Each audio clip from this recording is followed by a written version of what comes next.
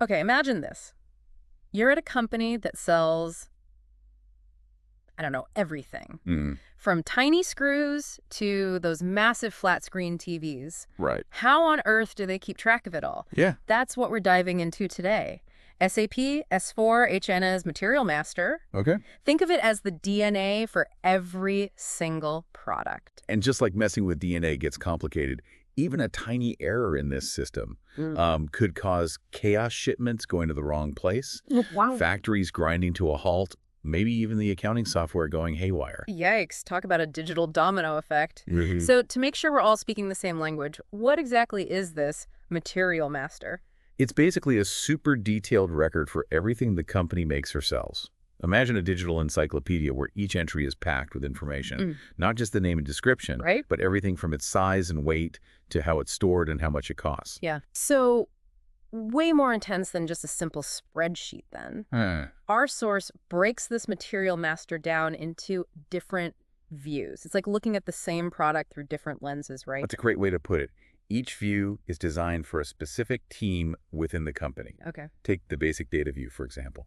It's like a product, passport name, description, measurements, materials, the essential stuff anyone might need to know at a glance. Ah, so that's where you'd find out, like, what kind of plastic that phone case is made of, Yeah. or the thread count of those fancy sheets. Yeah. Super practical. Exactly. And this basic information is crucial for everyone from the marketing team writing product descriptions to the warehouse guys figuring out how much shelf space they need. It all starts to make sense now. Okay, what about this classification view I keep seeing in our notes? It sounds kind of intense. It's all about bringing order to the potential chaos of a huge product catalog. Mm-hmm. Imagine searching for a needle in a haystack, but the haystack is a company's entire inventory. Okay, yeah, that's where I'd tap out. Right, yeah. This is where the classification view steps in. It uses special codes and characteristics, things like color or size or even is the waterproof, to organize everything so anyone can find exactly what they need instantly. So it's like the Dewey Decimal System, but for products instead of books. Precisely. Right. It ensures everyone is speaking the same language and searching in the same way, which is crucial for a system this complex. Okay, makes sense. Now, I'm curious about the sales views. Things are about to get interesting for our marketing and sales friends, right? Absolutely. This is where the rubber meets the road. Okay. We're talking pricing strategies, how much stock is available, even whether a product is eligible for a bulk discount. It's the heart of any good sales strategy. Okay, so this is where we go from dry data points to actual dollars and cents. Show me the money. Exactly. This view determines how a product is presented to the customer and how much revenue it generates. It can even handle different price lists for different types of customers, like maybe you offer a special discount for your VIP buyers. Ooh, strategic. And what about the actual purchasing process? That's got to be a whole other beast, right? You bet. That's where the purchasing view comes into play. This one's all about the nitty-gritty details of buying from suppliers, like what's the standard order quantity, what are the payment terms, what happens if a delivery is late. It's like a digital negotiation happening right there in the system. That's a great way to think about it. This view makes sure everyone involved in the purchasing process is on the same page, from the initial order all the way to receiving the goods and paying the invoice. Okay, so we've got the product's identity, how it's classified, and the ins and outs of buying and selling. This Material Master is a busy bee. And we've only just scratched the surface. Right. There's a whole lot more to explore, Hmm. from how the company plans production to the intricate details of storage, and of course the financial side of things. All right, so we've got the buying and selling down, but now I'm really curious about the making part. Yeah. That's where this whole MRP thing comes in, right? Mhm. Sounds kind of mysterious, like a secret code. Not so mysterious once you get to know it. MRP stands for Material Requirements Planning, Okay. and it's all about making sure the company has the right amount of stuff at the right time to actually make the products. Mm-hmm. Think of it as the conductor of the production orchestra. Okay, I'm kind of visualizing a very organized conductor with a clipboard, making sure everyone hits their cues. Exactly. Let's stick with that orchestra analogy. Okay, Imagine you're launching a new line of headphones. right. The MRP views help figure out how many headphones to make, when to make them, and what materials you'll need to have on hand. So it's all about anticipating demand and making sure the factory is humming along smoothly. You got it. And it's not just about guessing. Okay. The system looks at historical sales data, upcoming promotions, even seasonal trends to predict how many headphones those eager customers will want. That's some serious forecasting power. But what happens if there's a sudden surge in demand? Like, everyone's got to have those headphones for the holidays. That's where the safety stock field comes in. It's like an emergency stash of materials, just in case. Right. So if there's a sudden rush on headphones, the company doesn't get caught flat-footed. Ah, so it's like having extra batteries for those headphones just in case.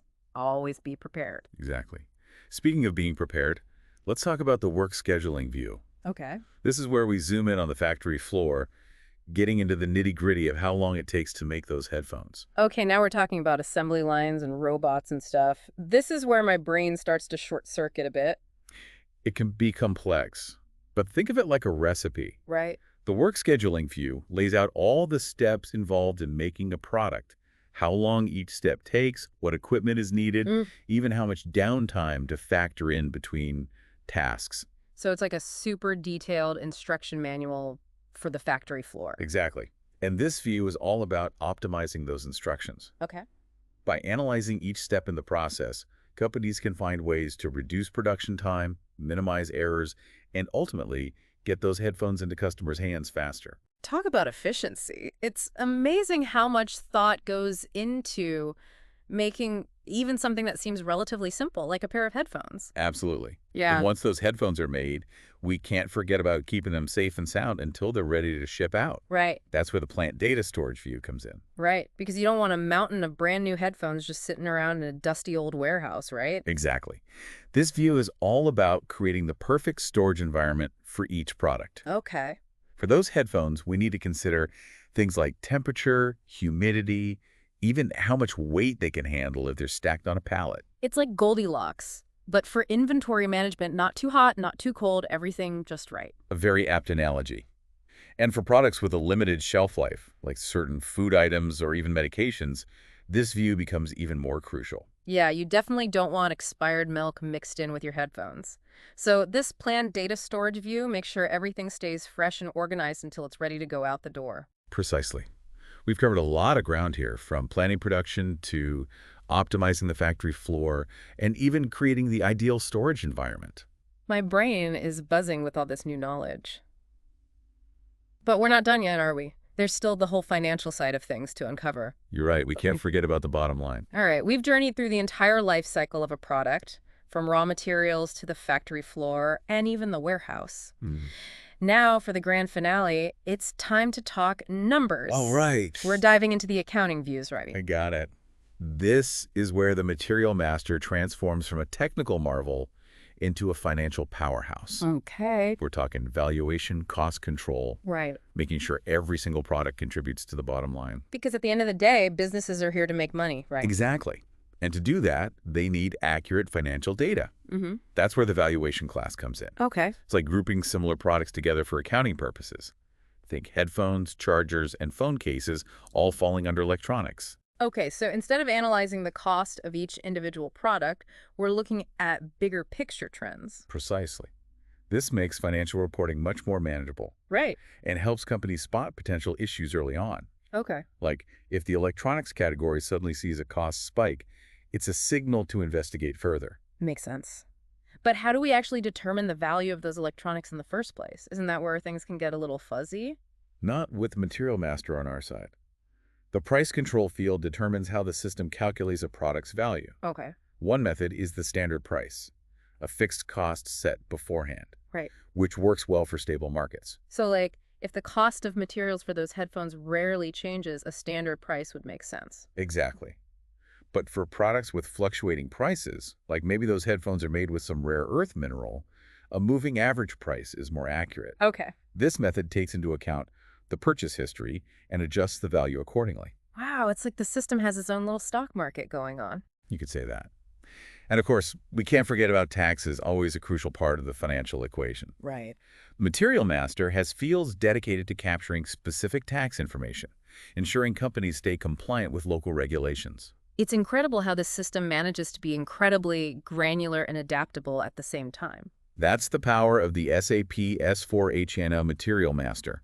It's the unsung hero of countless businesses, working behind the scenes to ensure smooth operations, accurate financials, and ultimately happy customers. From preventing production hiccups to optimizing storage and keeping the books balanced, it truly is the maestro of the product journey.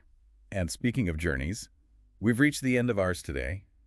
Hopefully you now have a newfound appreciation for the intricate data dance happening behind every product you encounter. Absolutely. Next time you're browsing the shelves, think about the material master quietly orchestrating everything from the price tag to the very materials used. It's all connected by this powerful system. It really is quite fascinating when you think about it. So next time someone mentions SAP, you can impress them with your insider knowledge. This has been The Deep Dive, signing off.